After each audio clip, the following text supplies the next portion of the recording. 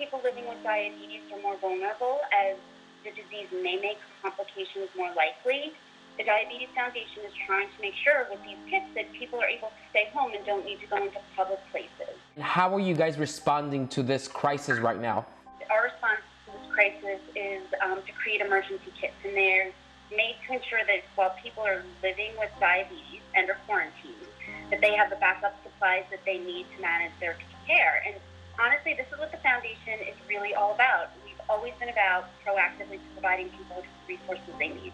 What is in these kits that people who apply and receive them will get?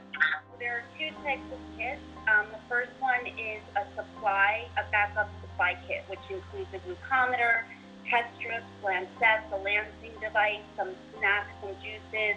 Then there's a second kit, which is for people who are injecting insulin, and that kit includes syringes and/or pen needles, alcohol swabs, as well as a sharps container. And how can people get these kits?